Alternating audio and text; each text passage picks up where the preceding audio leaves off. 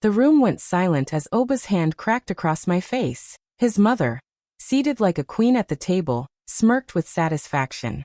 My cheek burned, but not more than my heart. All I had done was say I would not quit my job, the only thing I had worked for since I was 16. Oba's family stared, waiting for me to crumble. But what none of them knew was that strike was the last one I'd ever take. That night, as my tears dried, I promised myself they would regret ever calling me less. The dinner table was heavy with silence. Only the sound of spoons hitting plates filled the air. Kaya sat quietly, trying to keep her peace, but her mother-in-law's sharp eyes were fixed on her. Suddenly, the woman leaned forward and said in a cold voice, "From tomorrow, you will stop working.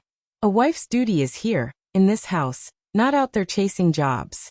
The words cut deep, but Kaya took a slow breath. She had worked since she was 16.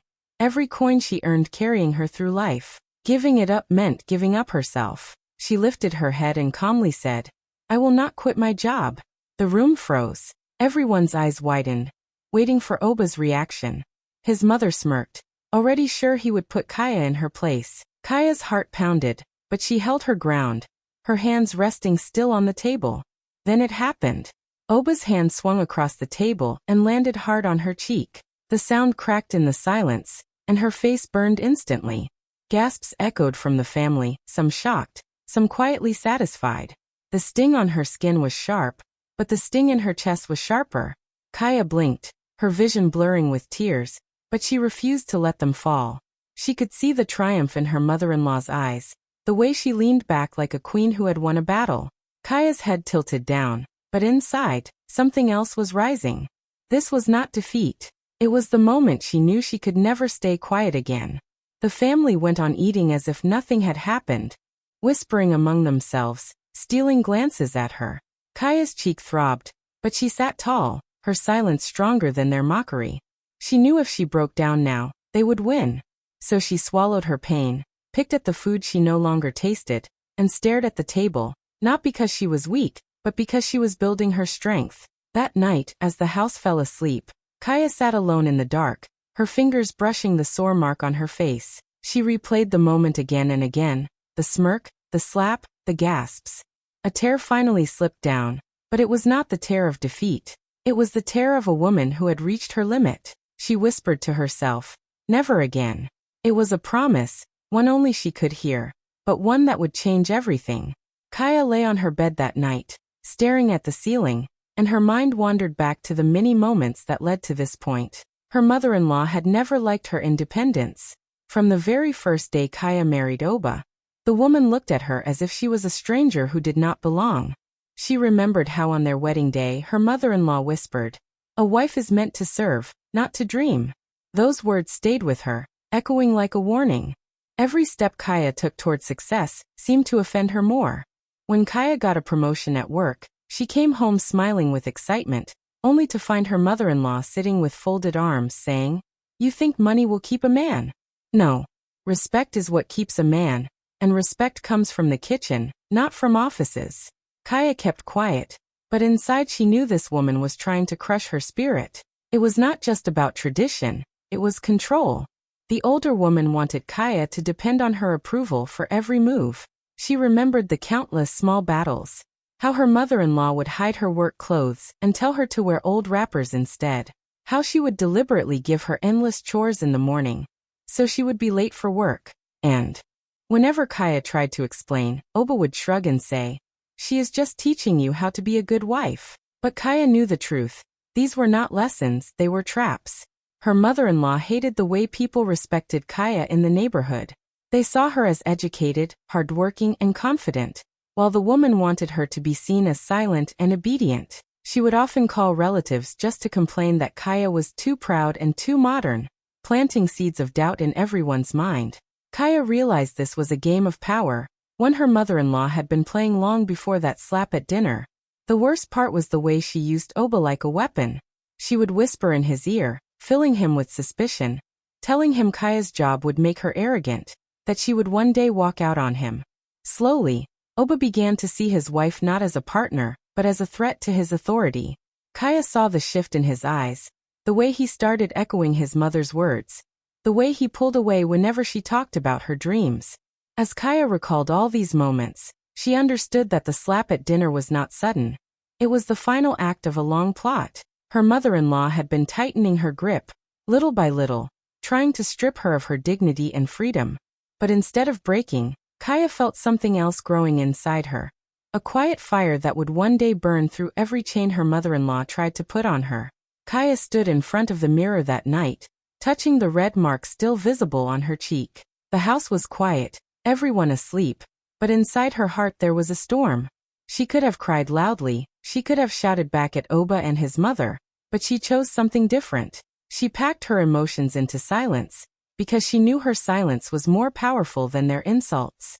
They expected her to scream, to beg, to break down, but she refused to give them that satisfaction. She walked slowly to her small wardrobe and pulled out a bag. She didn't take much, only a few clothes, her important documents, and her purse. She looked around the room that was supposed to be her marital home. And for the first time, it felt like a cage. The walls carried the whispers of her mother-in-law, the cold stares of the family, and the disappointment in Oba's eyes. With steady steps, she left the room, closed the door gently, and walked out into the night. The air outside felt different, almost freeing. She walked down the street, not knowing exactly where she was going, but sure that she would never be the same again. Her heart was heavy, but there was also a spark inside her, something she hadn't felt in a long time: strength. This strength was quiet, but it was real. She thought about her mother-in-law's smirk at the dinner table and how Oba had raised his hand against her. And she made herself a promise. This would not be the end of her story. Kaya found a small guest house and paid for a room with the little cash she had. Sitting on the edge of the bed, she let herself breathe for the first time in hours. She didn't call anyone, she didn't explain, she didn't complain. Instead, she began to think. She thought about her job, about the people who respected her there, about the opportunities she might still have. She thought about the power of keeping evidence, of writing things down, of watching carefully instead of speaking too soon. She knew her husband's family was strong only because she stayed silent in fear. But now her silence would mean something else. It would be her shield while she built her plan. They thought silence meant weakness, but Kaya decided to turn it into her weapon. As she lay down to sleep that night, she whispered to herself, "They will see who I really am."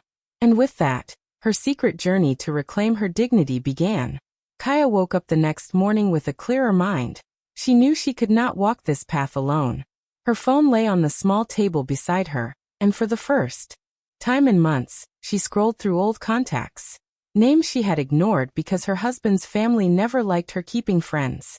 She stopped at a familiar number, Amadi, her old manager who had always believed in her talent. With trembling fingers, she sent a short message, "I need to see you." To her surprise, Amadi replied almost instantly, asking her to come by his office. Kaya dressed simply and made her way there, her heart racing.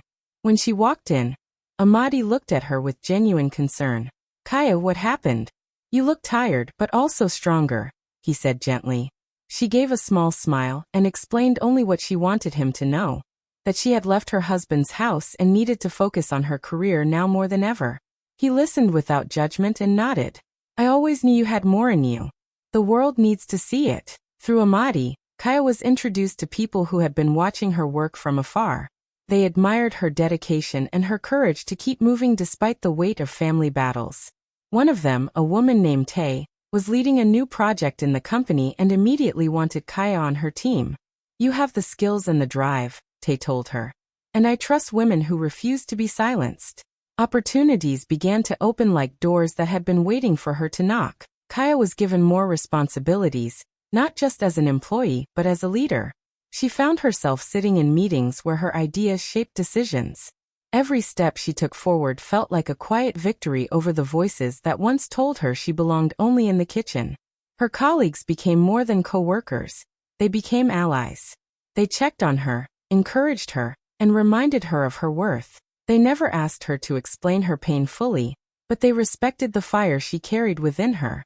Slowly, Kaya began to rebuild not just her career, but her confidence. She had left her home with nothing but a bag, yet here she was holding opportunities she never thought possible. At night, when she returned to her small guest house room, She would sit by the window and think of her mother-in-law's smirk. She smiled to herself now, not with bitterness, but with quiet determination. She knew the family expected her to crawl back in defeat, but with these allies by her side, Kaya was walking toward a future brighter than anything they had imagined. While Kaya was slowly building herself up in silence, Oba's mother was busy weaving another trap. In her mind, Kaya had become a problem that needed to be erased completely. She told herself that no matter what happened, her son deserved a wife who would obey, not one who worked outside and dared to speak her mind. So she began whispering into Oba's ear, planting dangerous thoughts. Kaya is not a real wife, she said. She is too proud, too stubborn. You deserve better. Oba, already shaken by the loss of control over Kaya, listened more than he should. His mother took the chance to introduce him to a young woman named Fola, the daughter of her close friend. Fola was gentle, polite, and always willing to serve tea with a smile. Every time Oba's mother invited her over, she made sure to compare her with Kaya. See how respectful she is? This is the kind of woman who will honor you, she told her son. Slowly, Oba began to spend more time around Fola, even though he was still legally married to Kaya. At the same time, the older woman started spreading stories about Kaya to neighbors and relatives. She told them Kaya had abandoned her husband, that she refused to take care of her duties, that she was too focused on her job to build a home. She painted Kaya as selfish and unfit, making people look at her with judgment whenever her name came up. She believed these lies would bury Kaya's dignity for good. But what she didn't know was that Kaya had already started documenting everything. Every insult, every manipulation, every cruel word that came from her husband or his mother. She kept safe. She recorded small conversations, saved text messages, and even wrote down events with dates and details. What once felt like torture now became her evidence. She was no longer just surviving their cruelty. She was quietly collecting their downfall. Whenever her mother-in-law called to taunt her, Kaya stayed calm and polite, but the phone on record captured every bitter word. Whenever Oba came to her with his mother's accusations, she listened and noted it down. She did not argue or try to defend herself. She simply watched, learned, and prepared. Her silence gave them confidence to continue their game, but Kaya's silence was no longer weakness. It was her shield. They thought they were winning by setting Oba with another woman and destroying her reputation, but in truth, they were digging their own grave. Kaya knew the day would come when all the evidence she had carefully gathered would turn against them. And when that day arrived, no one would believe their lies anymore. Kaya's days soon filled with new responsibilities at work. She no longer sat quietly in the background of meetings.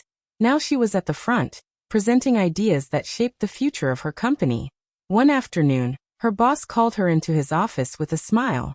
"Kaya," he said, "we have been watching your dedication, and we believe you are the right person to lead a new project. It will be the biggest one we've ever handled, and it has the power to change lives." Kaya's heart raced, but she kept her voice calm as she accepted.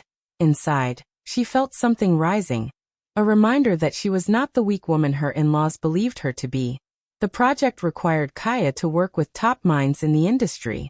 She managed teams, solved problems, and introduced fresh ideas that amazed everyone. Soon, her name began to spread beyond the walls of her company. Newspapers started writing about the young woman leading an innovation that many thought impossible. Her photo appeared on front pages, and television reporters requested interviews. People who once overlooked her now admired her courage and brilliance. News traveled fast, even to the same home where she once sat silently at the dinner table. Her mother-in-law, who had mocked her job, now heard neighbors whispering with pride about Kaya's success. Women in the community used her as an example when speaking to their daughters, saying, "Work hard like Kaya, and you will shine." The old woman tried to hide her discomfort, but envy burned inside her. Every achievement Kaya gained felt like a slap to her pride. Oba, too, could not escape the weight of her rising name. Colleagues at his own workplace congratulated him, saying, "Your wife is making history. You must be proud." But instead of pride, he felt shame. He remembered how he had raised his hand against her, how he had believed his mother's lies. Now the world saw Kaya as a woman of value, while he struggled to keep his own reputation clean. For Kaya, each newspaper article and award was not just success, it was healing. It reminded her that the slap at dinner did not define her. What defined her was the strength to rise when others wanted her to fall. She worked late nights, not out of desperation but out of passion, and every finished task felt like a brick in the new foundation she was building for her life. By the time the project was declared a groundbreaking success, Kaya was no longer just an employee. She was a leader, a name people respected, and a voice others wanted to follow. The same family that once called her unfit now spoke her name in whispers, not out of love, but out of envy and fear. Oba's world began to fall apart slowly, like sand slipping through his fingers. At first, he believed his mother's plan would give him peace. He thought Fola, the woman she brought into his life, would fill the gap Kaya had left. Fola smiled sweetly, obeyed his every word, and never challenged him. But soon the truth showed itself. She was not interested in love or partnership. She was interested in what Oba could provide. She asked for expensive gifts, demanded trips, and whispered promises she never intended to keep. Oba, blinded by pride, gave in at first, trying to prove he could control her in a way he never could with Kaya. But little by little, the affair began to drain his pocket and his energy. Rumors spread quickly. People in the community began to notice how often Oba was seen with Fola, and whispers of scandal followed him. Some laughed behind his back, saying he had abandoned a strong wife only to chase a woman who played with his pride. Others pitied him, knowing he had destroyed his own home. At work, his focus slipped. He missed meetings, failed to deliver on important tasks, and colleagues began questioning his reliability. Meanwhile, Kaya's name was everywhere, shining brighter than ever. Oba could not escape it. Each newspaper headline, each interview, each mention of her success felt like a reminder of what he had lost. Instead of supporting her, he had chosen his mother's path, and now he was left with nothing but regret he would not admit. Fola's true colors showed when Oba's money started to dry up. She stopped answering his calls, avoided his visits, and eventually was seen with another man who had more to offer. Oba's pride cracked, but he kept silent, ashamed to admit he had been used. His mother tried to comfort him, but her words felt empty now. The same woman who had pushed him into this mess could not save him from the consequences. At home, tension grew. His family members, once so sure Kaya was the problem, began turning their blame toward her again. Ever since Kaya left, nothing has been the same, they muttered. She cursed this house with her stubbornness. They ignored the truth that Oba's downfall came from his own actions. Kaya had not lifted a finger, yet her absence exposed their weakness. Oba's career continued to sink. His bosses grew impatient and whispers of his misconduct reached higher ears.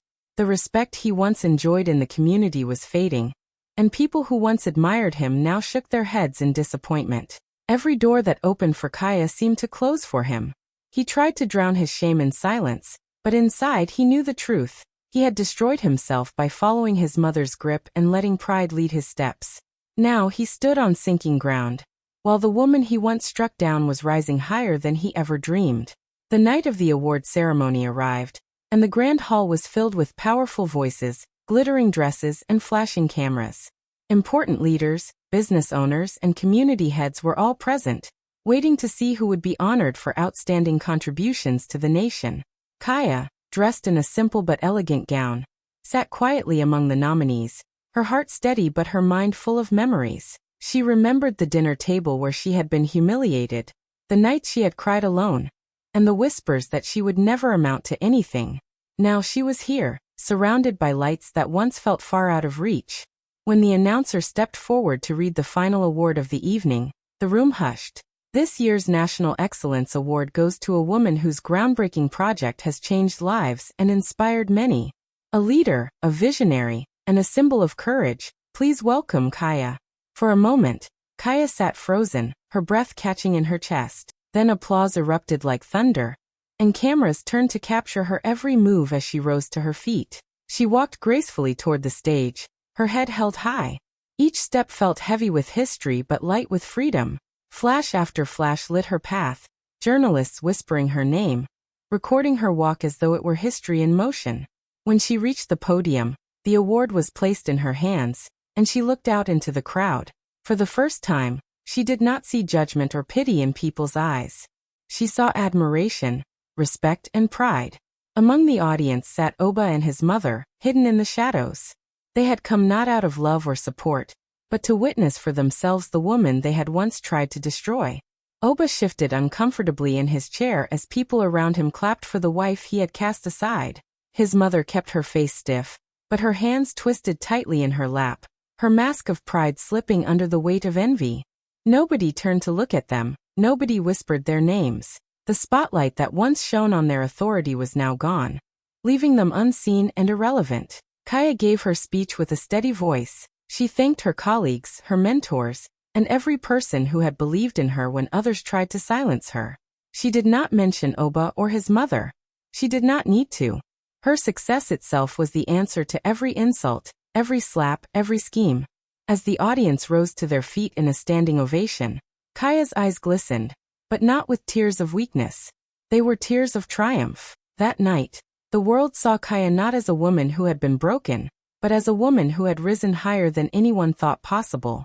And while her name echoed across newspapers and television screens, Oba and his mother sat in the back, swallowed by shadows, realizing they had lost the battle the moment they underestimated her strength. Days after the award ceremony, Oba and his mother could no longer bear the weight of shame.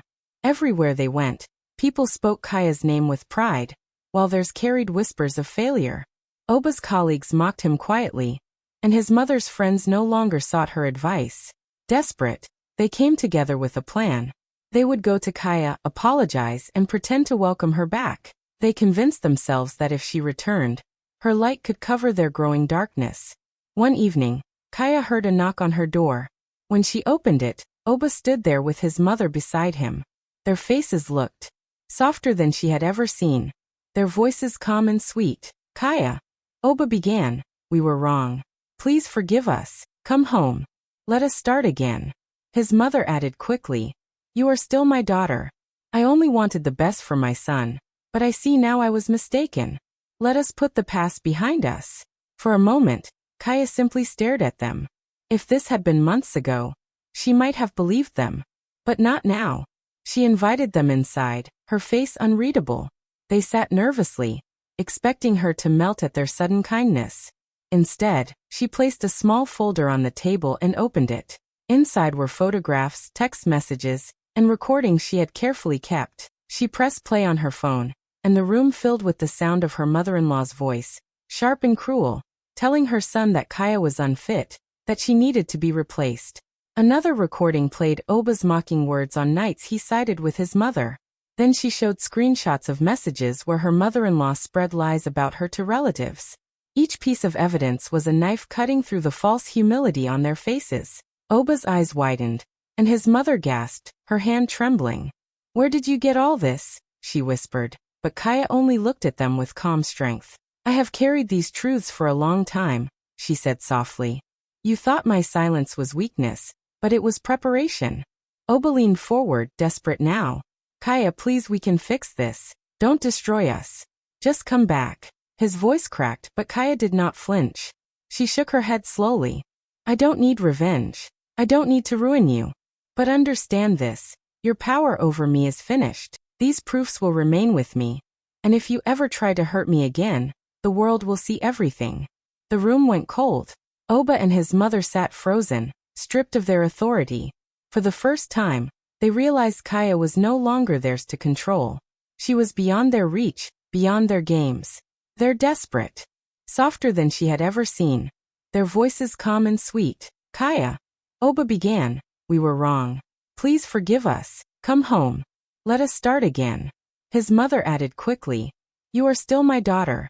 I only wanted the best for my son, but I see now I was mistaken.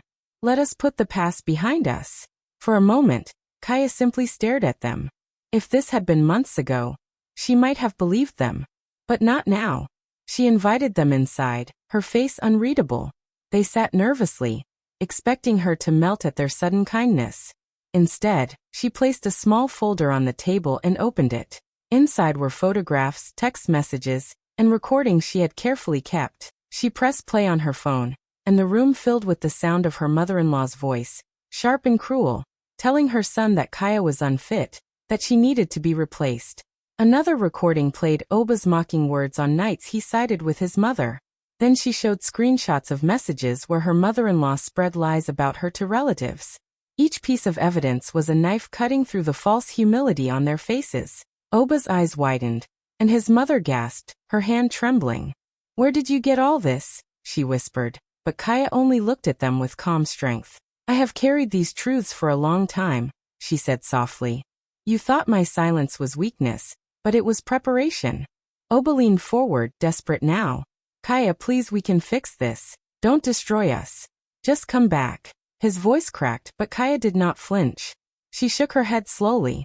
"I don't need revenge. I don't need to ruin you. But understand this. Your power over me is finished. These proofs will remain with me. And if you ever try to hurt me again, the world will see everything." The room went cold. Oba and his mother sat frozen, stripped of their authority. For the first time, they realized Kaya was no longer theirs to control. She was beyond their reach, beyond their games. "They're desperate." Softer than she had ever seen. Their voices calm and sweet. "Kaya," Oba began, "we were wrong. Please forgive us. Come home. Let us start again." His mother added quickly, "You are still my daughter. I only wanted the best for my son, but I see now I was mistaken. Let us put the past behind us." For a moment, Kaya simply stared at them. If this had been months ago, she might have believed them. But not now. She invited them inside, her face unreadable. They sat nervously, expecting her to melt at their sudden kindness. Instead, she placed a small folder on the table and opened it. Inside were photographs, text messages, and recordings she had carefully kept. She pressed play on her phone, and the room filled with the sound of her mother-in-law's voice, sharp and cruel, telling her son that Kaya was unfit, that she needed to be replaced. Another recording played Oba's mocking words on nights he sided with his mother. Then she showed screenshots of messages where her mother-in-law spread lies about her to relatives. Each piece of evidence was a knife cutting through the false humility on their faces. Oba's eyes widened, and his mother gasped, her hand trembling. "Where did you get all this?" she whispered, but Kaya only looked at them with calm strength. "I have carried these truths for a long time," she said softly. "You thought my silence was weakness, but it was preparation." Oba leaned forward, desperate now. "Kaya, please, we can fix this. Don't destroy us. Just come back." His voice cracked, but Kaya did not flinch. She shook her head slowly. "I don't need revenge. I don't need to ruin you. But understand this. Your power over me is finished. These proofs will remain with me. And if you ever try to hurt me again, the world will see everything." The room went cold. Oba and his mother sat frozen, stripped of their authority. For the first time, they realized Kaya was no longer theirs to control. She was beyond their reach, beyond their games. Their desperate plan to lure her back had shattered, leaving them face to face with the truth they had feared all along. The woman they tried to break had become the one thing they could never defeat. Oba stood silent, his hands shaking, his mother beside him with eyes full of panic. They had no more excuses, no more words to cover their shame. Kaya rose from her chair, her presence filling the room with a strength they could not ignore. She looked directly at Oba, the man who once promised to protect her, but chose instead to humiliate her in front of his family. Her voice was steady, calm, yet powerful enough to pierce through the air. "You struck me down in front of your family," she said, her eyes unblinking.